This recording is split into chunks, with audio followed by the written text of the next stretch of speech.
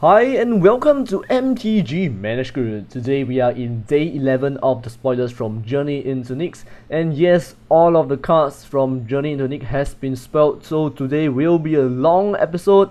Pretty awesome cards being spoiled today. I will just be going through most of them, the ones that are more interesting. So yep, sit tight, buckle up your seat belts and enjoy the ride today with me. So the first card being spoiled, we'll start with the white cards, is Lagona's Band Trailblazer, our 0-4 Centaur Scout for only one white mana.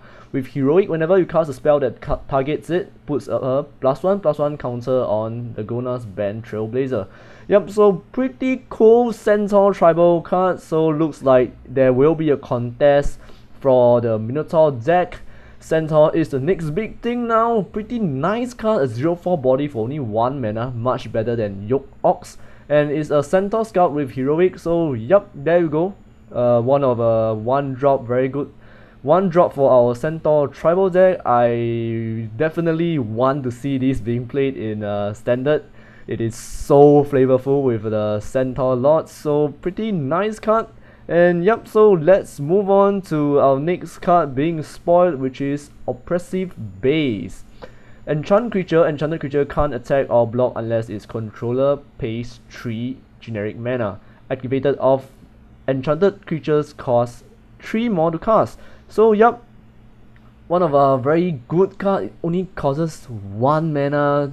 It is almost a 1 mana pacifism, and pacifism is already so awesome. So yep, this in conjunction with Ethereal Armor for our white enchantment bestow deck will be super awesome.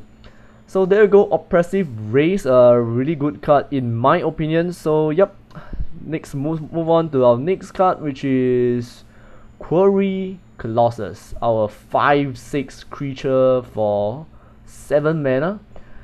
It is a huge body in play, and when it enters battlefield, put target creature into owner's library just beneath the top X cards of that library, where X is the number of planes you control. Yep, so pretty awesome card. I don't think we'll see this in standard play, but definitely a extremely good card in EDH. Not just putting that creature into graveyard, you put it into back into your library under X number of cards. So pretty annoying card to deal with in EDH. And yep, could see a late gameplay in this with EDH to just annoy all of your opponents. So yep, very nice card, our Quarry Colossus. And next one we have our Reprisal, our 2 mana instant speed, destroy target creature with power 4 or greater. I am speechless with all the cards that the white deck is getting now. There's so much advantage that it is ridiculous. There's already tons of removal for the white deck, and another one, Reprisal, 2 mana instant speed, destroy target creature with power 4 or greater, it can't be regenerated. Yep, there you go. A tiny flame is enough to dispel the night. Yep. And next card we have is Skybind, the last rare card to be spoiled if I'm not wrong. So what this is a 5 mana casting enchantment with Constellation. Whenever Skybind or another enchantment enters the battlefield under your control, exile target non-enchantment permanent, return that card to the battlefield under that owner's control at the beginning of the next end step. So pretty much it is like a flicker or a blink. Yeah, but the thing is you could use these either offensively or defensively, so pretty flexible card. The only downside with this is it has a quite high mana cost, so no idea whether this is gonna see play in standard. So yeah, pretty nice card. And on to our next one, and we have our Hour of Need. It's our 3 mana instant spell with Strife. It causes 1 generic and 1 blue more to cast for each target beyond the first. Exile any number of target creatures. For each creature exiled this way, its controller put a 4/4 blue Sphinx creature token with flying onto the battlefield. Yep, sounds like Curse of the Swine, but instead of giving you 2/2 ball creature, it gives you 4/4 blue Sphinx creature token with flying. So definitely you do not want to cast this on your opponent. Definitely you want to spawn lots of creature tokens and cast this on yourself. So there you go, your Hour of Need is only a 3 mana card. Pretty good card, pretty awesome card. Might see some standard play. It is really flavorful and interesting to see this in play.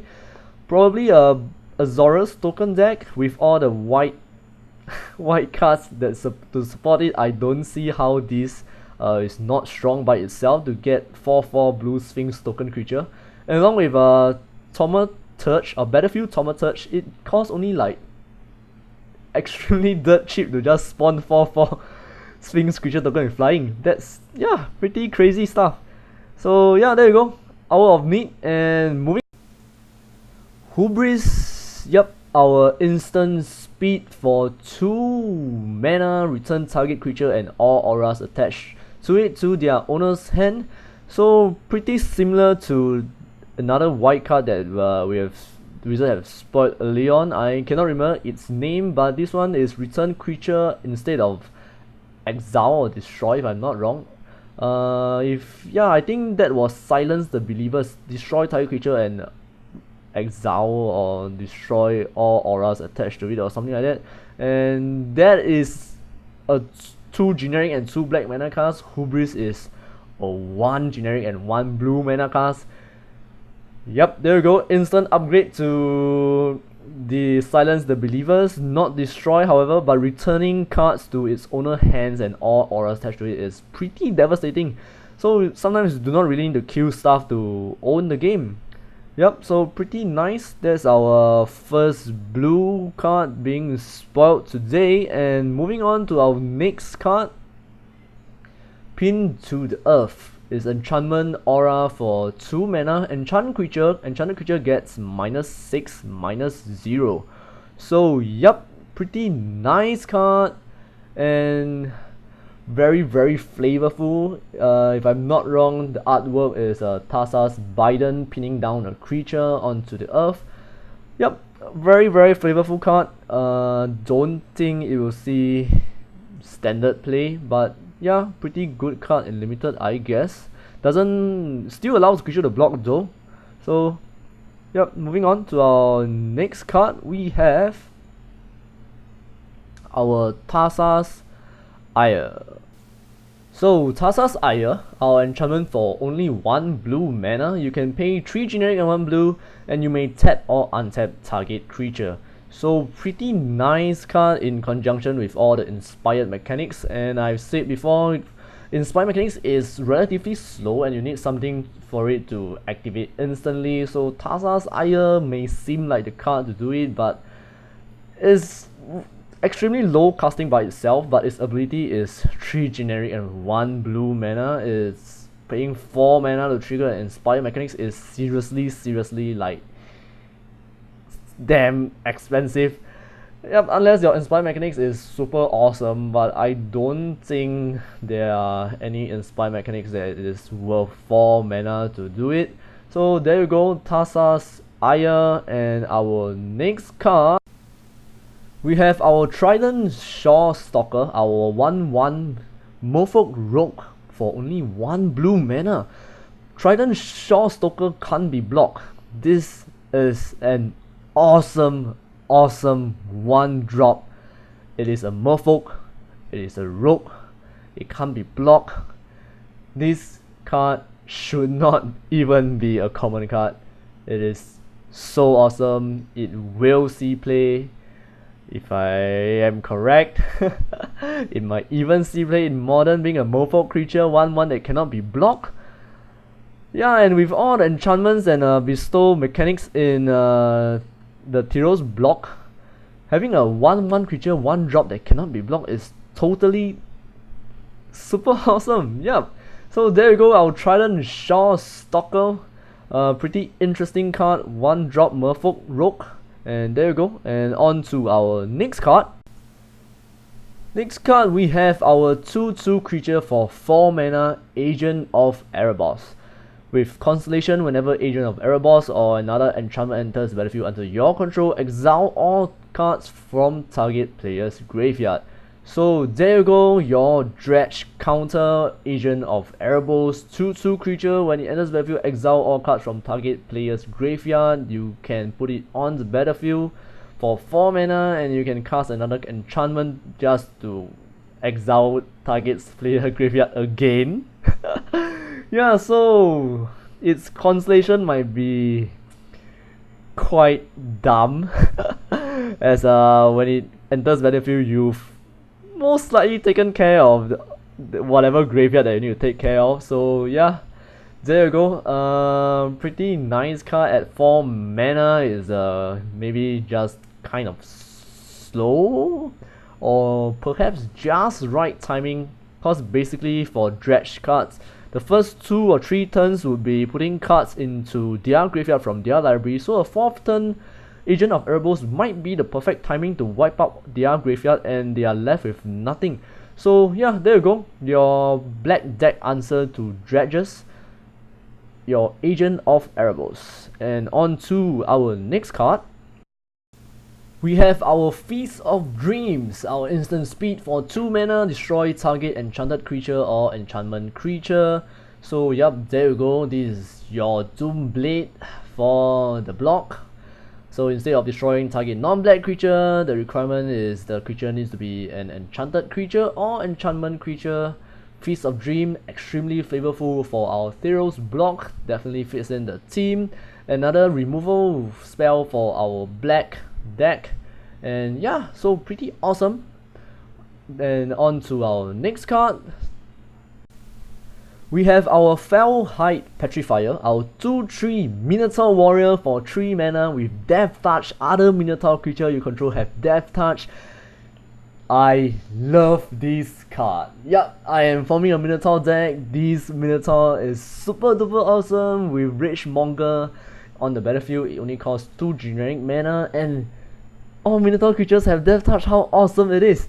So yup, there you go, Minotaur tribal deck. You'll get stronger.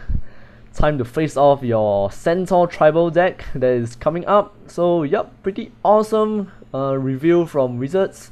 We have our 1-drop Minotaur, and now we have our Death Touchy Minotaur lot. So pretty cool. And on to our next one. We have Tormented Thoughts, a sorcery speed spell for 3 mana. As an additional cost to cast Tormented Thoughts, sacrifice a creature that target player discard a number of cards equals to the sacrificed creature's power. So yup, sort of a interesting duress spell, or mind rot spell, sorry. But you have to sacrifice a creature, and player discards the number of cards equals to sacrifice creature's power. A very interesting card to play. In the first place, you want the player to discard as many cards as possible, but sacrificing a creature with very high power is not really what you want to do. So I could see this in play during late game. Then the opponent only have 3 cards left or 2 cards left, and you can just sack your 2/2 creature or 3/2 creature and just get rid of all its hands. Yep, so there you go, Tormented Thoughts, a pretty interesting card. And you can see the background, it seems like the other card is called Brain Maggots. Looks like it has infested the person's brains. Yep, so pretty flavorful here. And on to our next card. We have Flurry of Horns, sorcery speed spell for 5 mana. Put 2/3 red Minotaur creature token with haste on the battlefield. Yep, there you go. Wizards is doing the thing. Minotaur versus Centaur is the deck to play in the Theros block. If you have not built one, go and build it now. Flurries of Horns. If I'm not wrong, Born of Gods have a card saying put 2 4/4 Centaur on the battlefield or something like that. So this is your symmetry card for the Minotaur. putting 3 red Minotaur creature tokens with haste on the battlefield. This is so much more awesome than the Centaur. I'm a Minotaur fan myself. I may play this card, but yep, it's a 5 mana casting. Pretty interesting. So yep, there you go. And on to our next card. We have our Magma Spray being reprinted, our instant speed spell for only 1 red mana. It deals 2 damage to target creature. If that creature would die this turn, exile it instead. Yep, so it is the Pillar of Flame, if I'm not wrong, or Pillar of Fire. I can't remember the card.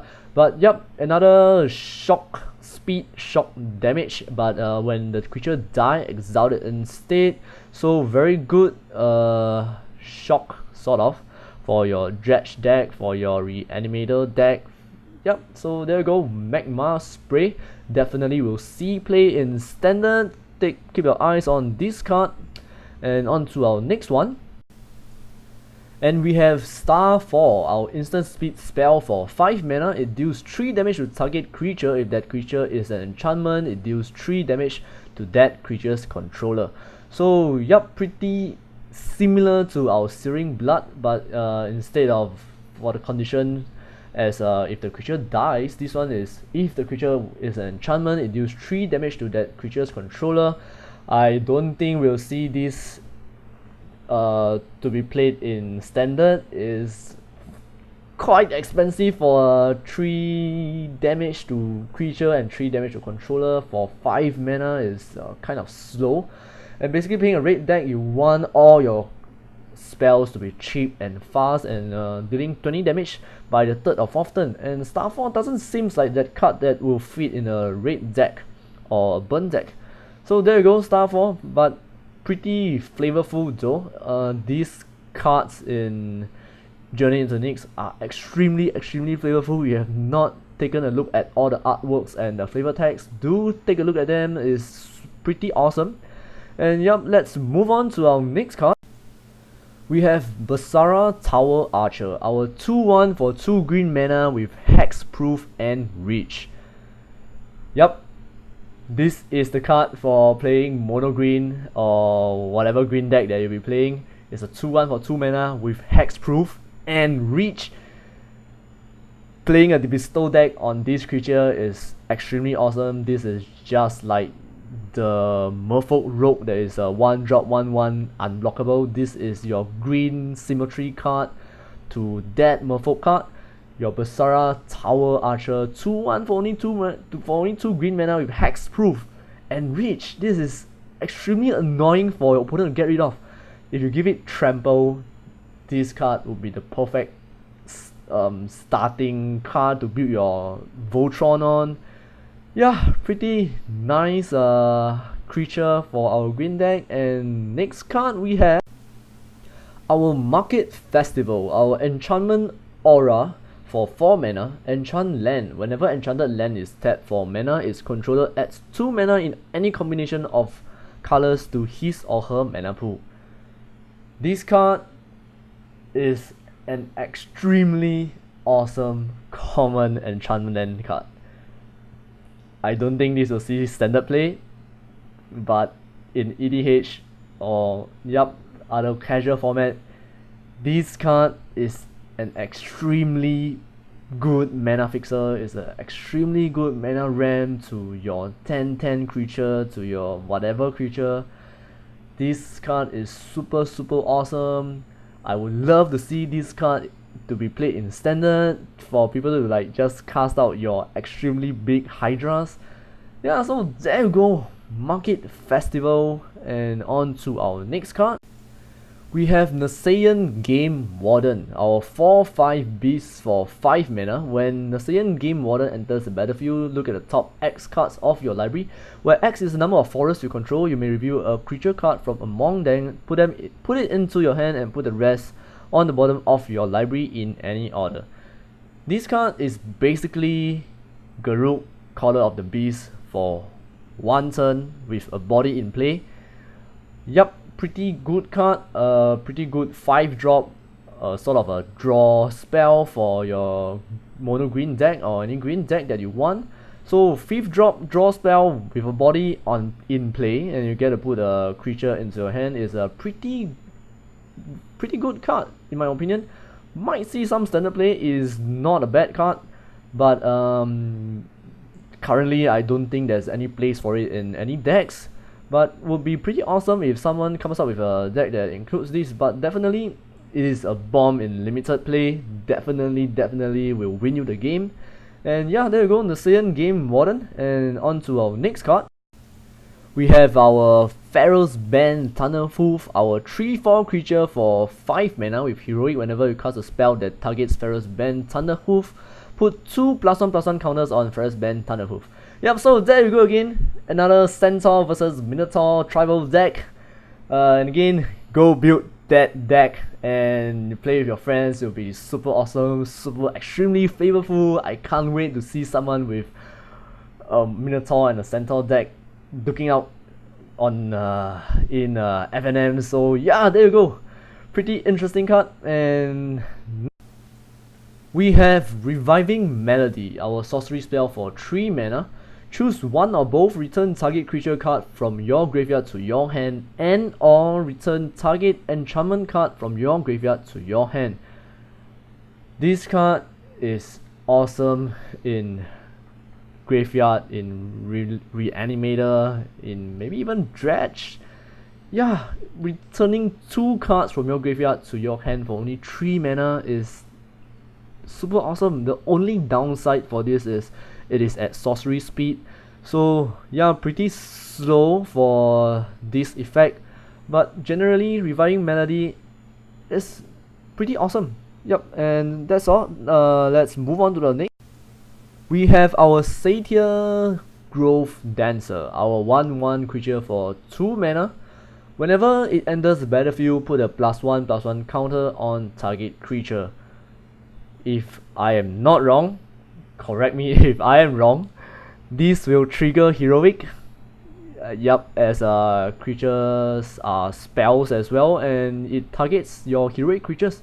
So I would think that this is a awesome card for heroic triggers. It gives you a 1/1 body in play as well, and gives you another +1/+1 counter on target creature.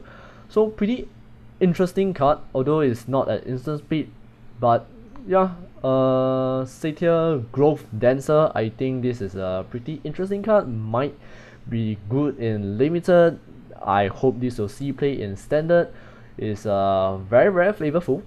So yep, let's move on to the next. And we have our Swarmborn Giant, our 6/6 creature for only 4 mana, 2 generic and 2 green. When you are dealt combat damage, sacrifice Swarmborn Giant. You can pay 4 generic and 2 green for Monstrosity 2. As long as Swarmborn Giant is monstrous, it has reach.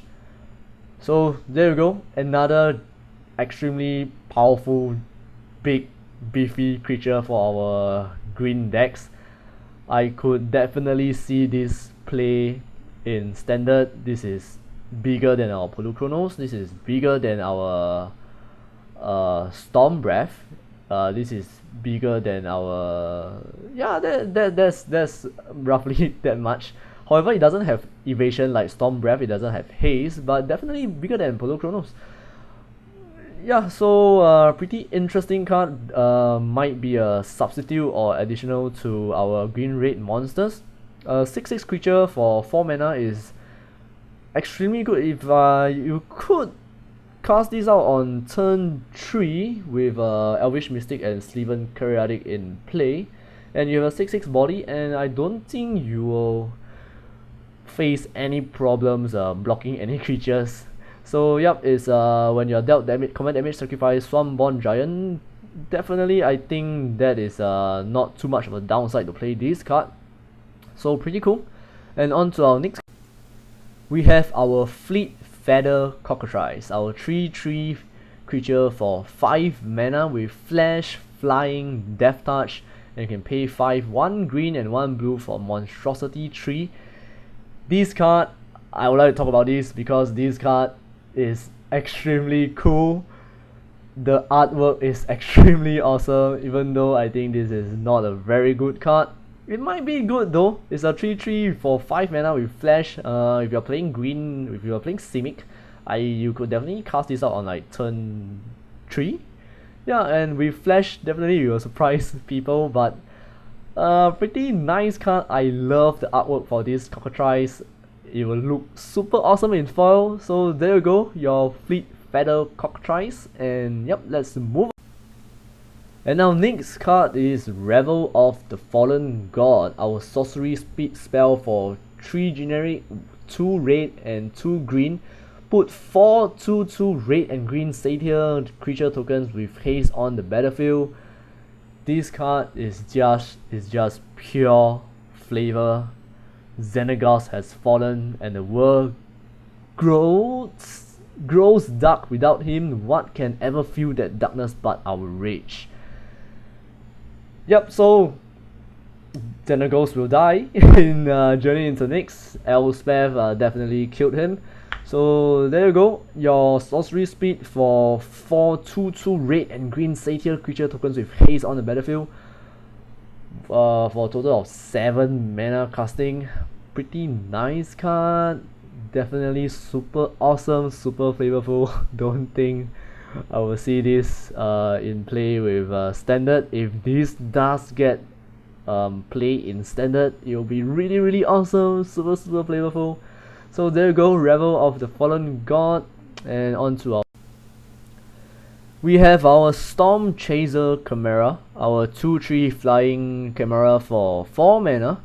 And you can pay 2 generic, 1 blue, 1 red. And you can scry 1, then reveal the top card of your library. Storm Chaser Chimera gets +X/+0 until end of turn, where X is that card's converted mana cost.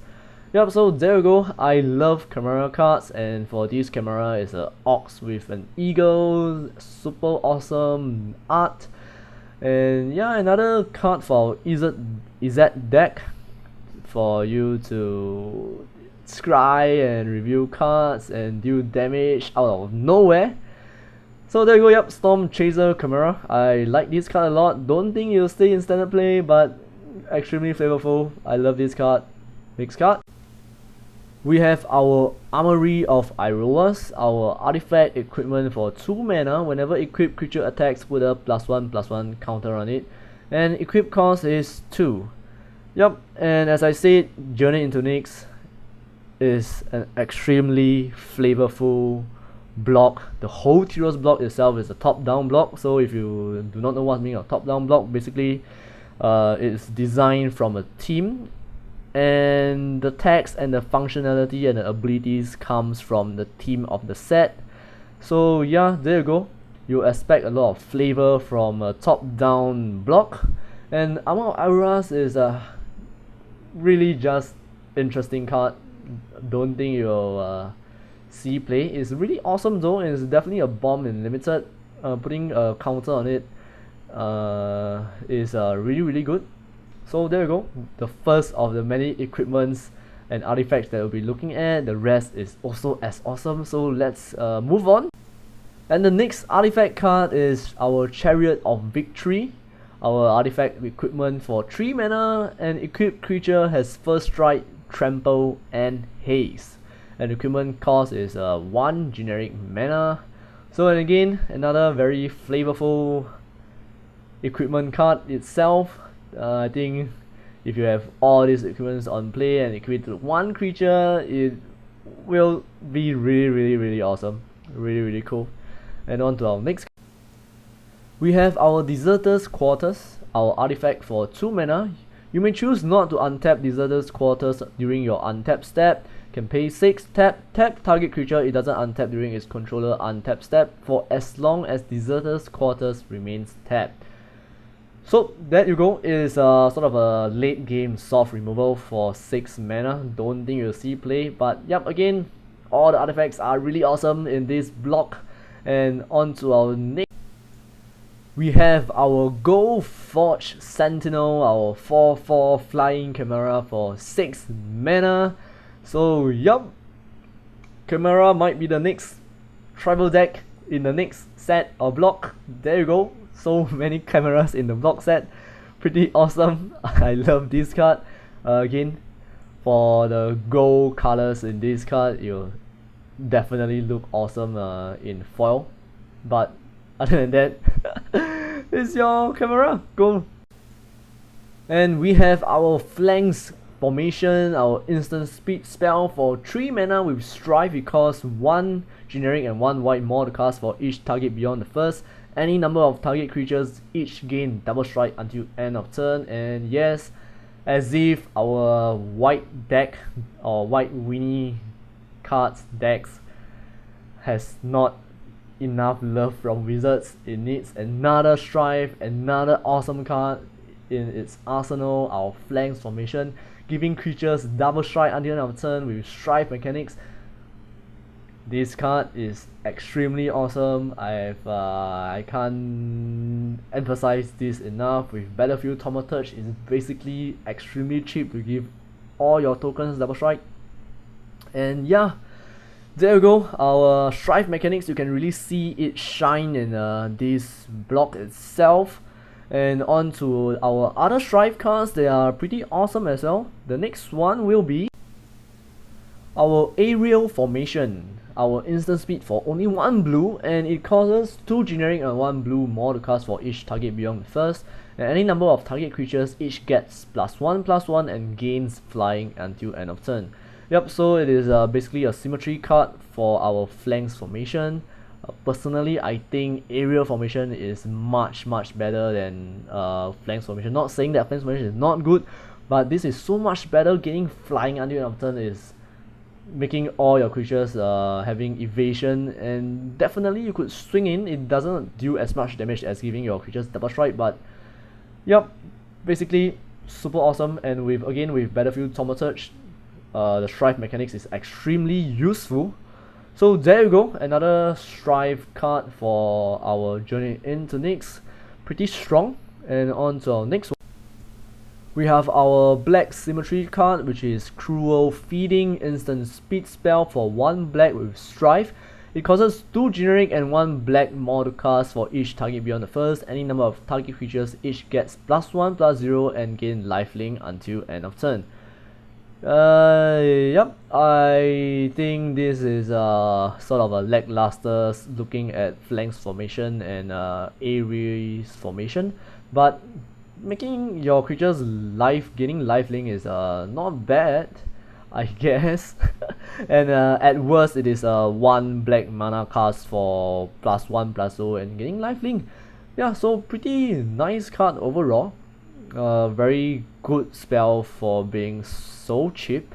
And there you go, this is our black symmetry card for our awesome Strife mechanics. And moving on, we have our Blinding Flare, our sorcery speed for 1 red mana with Strife. It costs 1 red more to cast for each target beyond the first, and any number of target creatures can't block this turn. Yep, so this is our red symmetry card in addition to the previous 3, our Blinding Flare. This card is exactly like Seismic Storm, but better. Seismic Storm is a creature's opponent control can't block unless they have flying or something like that, and this one is a Blinding Flare, sort of a same thing like Seismic Storm but with a kicker condition sort of. And yeah, pretty much a win condition card, or a card that allows you to just win the game once you have enough creatures on the battlefield. And you can just cast these for 2 to 3 red mana, and 3 of their creatures will not be able to block, and just swing in for the win. So yeah, pretty awesome Blinding Flare. I think we will definitely see this in play, definitely standard playable. And moving on to our next, we have Rouse the Mob, instant speed spell for 1 red with Strife, causes 2 generic and 1 red more to cast for each target beyond the first.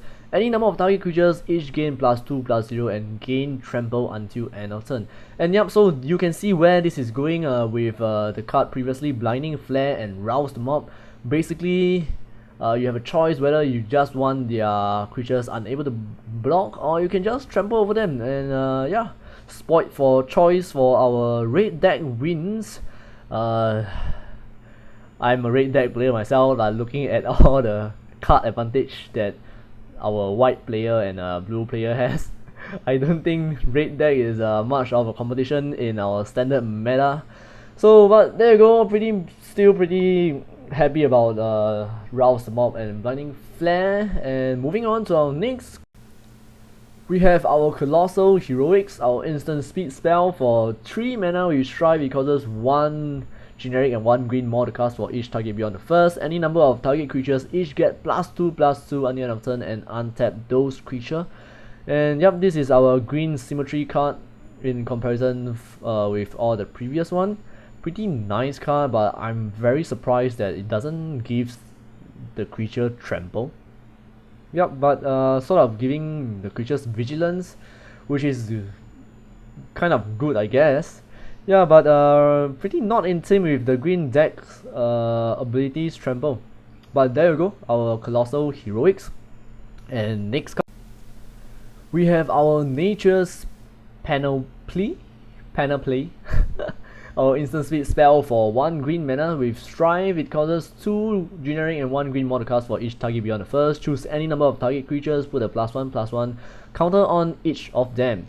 And yep, there you go. Another heroic enabler, another pump spell for our green, another strive mechanics for our green. Pretty awesome. There's so much interactions and synergy between the cards in Journey into Nyx.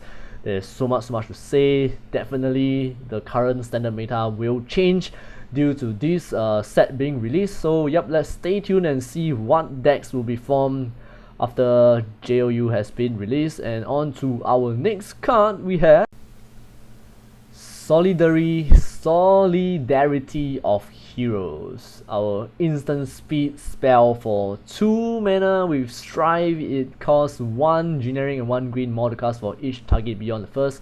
Choose any number of target creatures, double the amount of +1/+1 counter on each of them. This card, any card with an artwork that is spoiled, there is a promotional artwork, is awesome. So Solidarity of Heroes.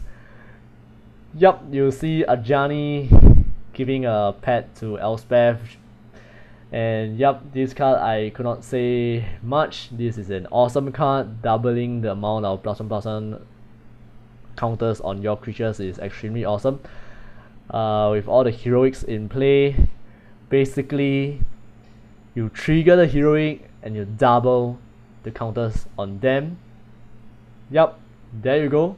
Even if your creatures does not have any counter on them, if they have a heroic ability, they'll get 2 counters instead of 1 for just 2 mana. And with Strive, this card is super awesome. I think this will see play in standard. There's so much synergy between all the cards. You could definitely use all the cards for your deck. The only downside is which card to use. You are just spoiled for choice. We are definitely spoiled for choice in this JOU set. So good job, Wizards. And yep, so let's move on to our next. And we have our Armament of Nyx, our Enchantment Aura for 3 mana, enchant creature. Enchant creature has double strike as long as it is an enchantment, otherwise prevent all damage that will be dealt by enchanted creature. So yep, an extremely flavorful card.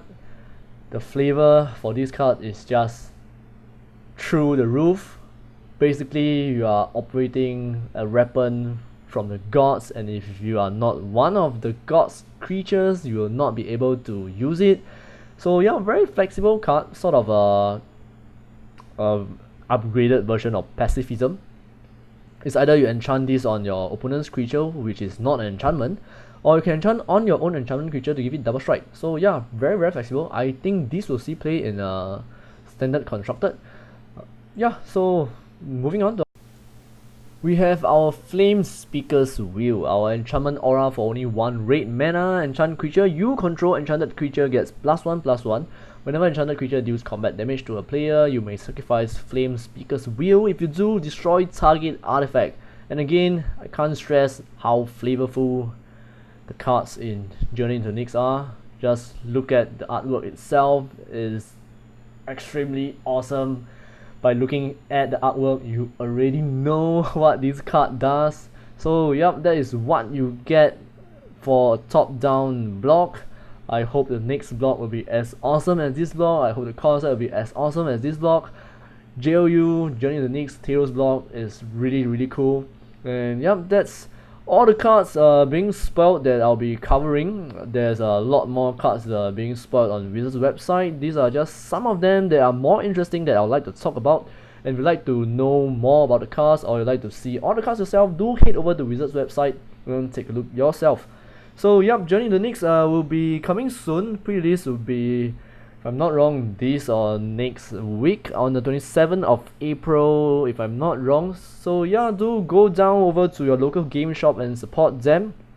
And I'll be covering some of the pre-release openings, intro decks, and definitely booster boxes. So stay tuned for more content. And again, let us know what you think of all the cards in the comment section below. And as always, if you like the support channel, please do hit like and subscribe. And I will see you guys next time.